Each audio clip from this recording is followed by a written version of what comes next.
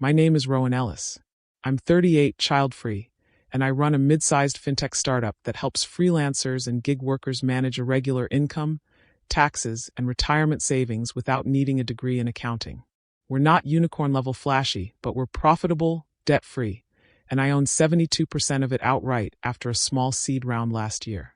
I live in a quiet mid-century house on the edge of a national forest. Big windows, wood stove, a dog named Finch who thinks every delivery person is a personal threat. 12 years ago, my parents disowned me after I refused to honor their demand that I move back home, marry the nice Christian boy they'd picked, and give up my career plans to help run the family hardware store. They changed the locks, told the extended family I'd turned my back on God and family, and sent one final certified letter. You are no longer welcome here. We will remove you from our will unless you repent and return by your 30th birthday. I was 26. I didn't repent. I didn't return. I changed cities, built my life brick by brick, and never looked back. Until last spring, when the inheritance threat started again. This time with a deadline and a price tag. The first threat came in a plain envelope, no return address, postmarked from their small Midwestern town. Inside, a copy of their current will dated 5 years earlier. My name crossed out in red pen, a handwritten note from Dad taped to the front page. Rowan, we've updated the will. Caleb and his family will receive everything. House, store, savings, investments. Unless you come home by December 31st, attend church with us, and apologize publicly for the pain you caused. This is your last chance to be part of the family again. We still love you. Choose wisely. I read it twice, laughed once, short and sharp, then scanned the whole thing and emailed it to my lawyer, Priya. She called within the hour. This is textbook coercive control, she said. No legal force behind it. They can't force you to reconcile or attend church. Wills are revocable until death. They're bluffing to guilt you into contact.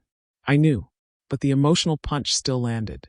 They'd weaponized money before, threatening to cut college funds when I came out at 21, withholding Christmas gifts when I skipped holidays. But this felt final, like they were betting I'd crack under the weight of being erased. I didn't reply, blocked their emails, changed my number again. Thought that was the end. It wasn't. 3 months later, my brother Caleb, golden child, married with 2 kids, still running the family store, called from a new number. I almost didn't pick up, but curiosity won. Rowan, it's Caleb. I stayed silent. Look, I know you hate us. I get it. But Mom's not doing great, early dementia, and Dad's blood pressure is through the roof. They're obsessed with this will thing. They keep saying if you don't come back by New Year's, they're cutting you out for good. I'm not asking you to forgive them. Just maybe call. Pretend. For them. Pretend. The word that summed up my entire childhood. No, I said. And don't call again.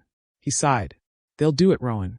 The house, the store, the retirement accounts. Everything goes to me and the kids. You'd get nothing. Good, I told him. I never wanted it. I built my own. Hung up. Blocked. Then the public phase started. Mom posted on Facebook.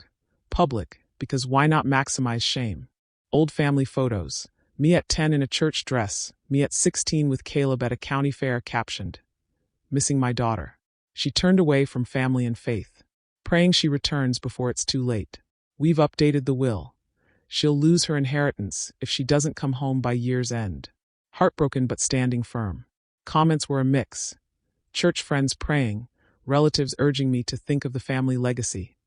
A few estranged adult-child allies calling it emotional blackmail. I posted once, LinkedIn professional tone. 12 years ago my parents disowned me for refusing to conform to their religious and personal expectations. They've now threatened to disinherit me unless I return, repent, and comply. I won't.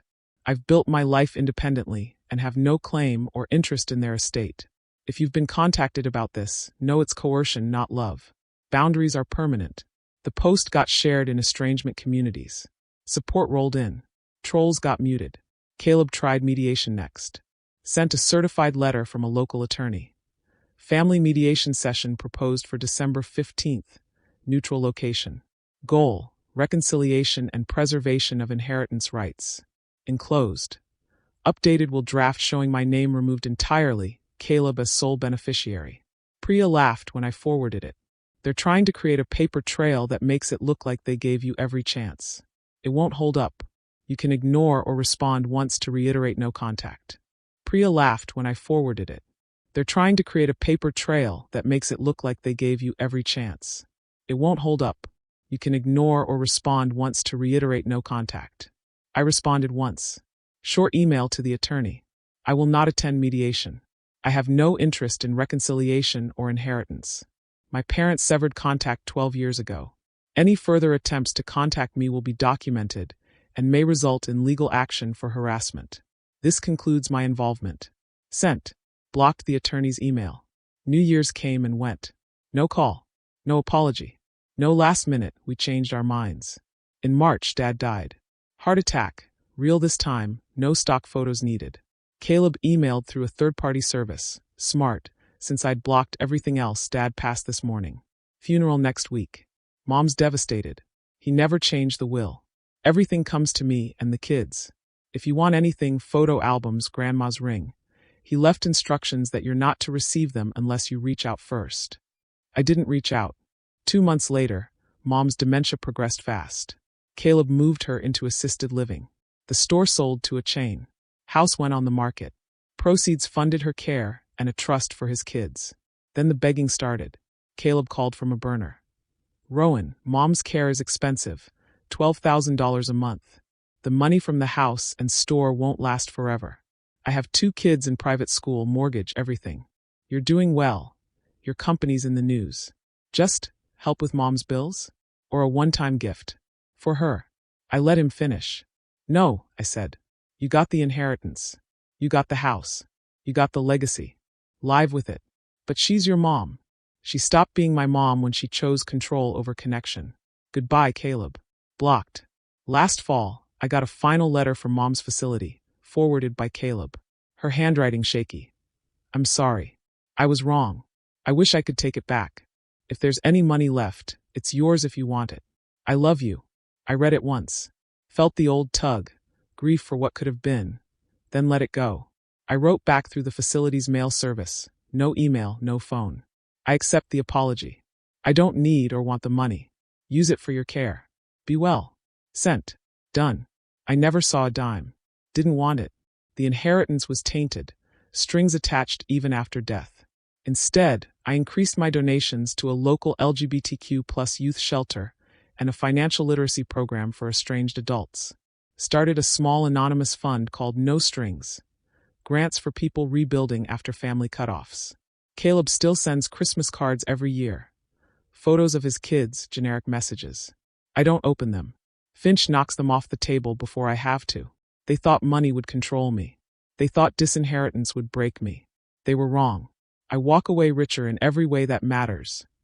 Peace, privacy, a life built without their permission. And that's the legacy I choose.